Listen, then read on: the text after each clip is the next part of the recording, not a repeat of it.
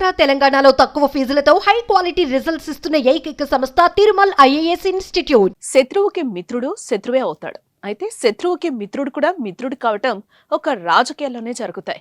ఇక్కడ శాశ్వత శత్రువులు కానీ శాశ్వత మిత్రులు ఉండరు. ఇలాంటి సీన్స్ కు ఏపీ పాలిటిక్స్ ఏం తక్కువ కాదు. తాజాగా అలాంటి హాట్ టాపిక్ ఒకటి జరుగుతోంది తెలుగు రాజకీయాల్లో. అదే మంత్రి నారా లోకేష్ రాజకీయ వ్యూహకర్త ప్రశాంత్ కిషోర్ తో భేటీ.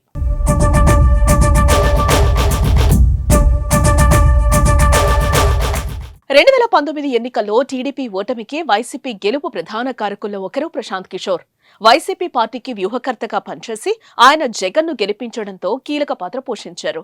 ఐపాక్ ద్వారా కార్యకలాపాలను నిర్వహించి ఆ ఎన్నికల్లో జగన్ గెలుపుకు, చంద్రబాబు ఓటమికి కారణమయ్యారు.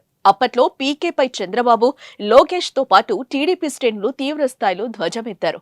కట్ చేస్తే బీహార్ రాజకీయాల్లోకి అడుగుపెట్టిన పీకే ఐపాక్ తో పాటు జగన్ తో సంబంధాలు తెంచుకున్నారు.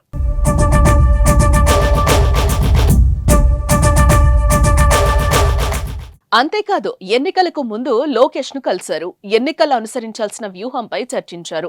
జగన్ ప్రభుత్వ వైఫల్యాలను బలంగా ప్రజల్లోకి తీసుకెళ్లటం, టీడీపీ జనసేన కూటమి బలోపేతానికి అనుసరించాల్సిన మార్గాలపై పీకే కొన్ని సలహాలు, సూచనలు అందజేశారు. అక్కడితో ఆగకుండా తాను గెలుపుకు పనిచేసిన జగన్ పార్టీపై తీవ్ర విమర్శలు కూడా గుప్పించారు. అప్పట్లో అది పెద్ద దుమారమే రేపింది. అయితే ఎన్నికల్లో గెలుపు కోసమే పీకే సలహాలు టీడీపీ తీసుకున్నట్టు అనుకున్నారు. కానీ తాజాగా నారా లోకేష్ కిషోర్ తో భేటీ జరగటం తెలుగు రాష్ట్రాల పాలిటిక్స్ లో ఆసక్తిని పెంచింది.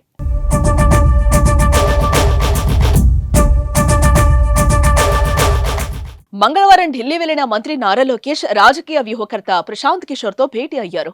ఇరువురి మధ్య దాదాపు గంటకు పైగానే సమావేశం జరిగింది. ప్రస్తుతం ఎటువంటి ఎన్నికలు లేవు. కానీ ఈ సమయంలో ప్రశాంత్ కిషోర్ తో లోకేష్ సుదీర్ఘంగా చర్చించడం హాట్ టాపిక్ గా మారింది. వీరిద్దరూ ఏ విషయాలపై చర్చించారనే చర్చ జోరుగా జరుగుతోంది. తెలంగాణలో టీడీపీ బలోపేతంపై ఇరువురు నేతల మధ్య చర్చ జరిగినట్టు ఓ వార్త వైరల్ అవుతోంది. తెలంగాణలో టీడీపీ ఏ విధంగా ముందుకెళ్లాలి అనే దానిపై ఇరువురు మాట్లాడుకున్నట్టు పొలిటికల్ సర్కిల్స్ లో జోరుగా చర్చ జరుగుతోంది. దాంతో పాటు 6 నెలల్లో ప్రభుత్వం పనితీరు, అమలు చేస్తున్న పథకాల గురించి లోకేష్ వివరించినట్టు సమాచారం. ఏదేమైనా వీరిద్దరి భేటీ వెనుక రహస్యం మాత్రం రాజకీయాలను రంజుగా మార్చింది. మరి ఈ భేటీపై మీ అభిప్రాయాన్ని కామెంట్ చేయండి.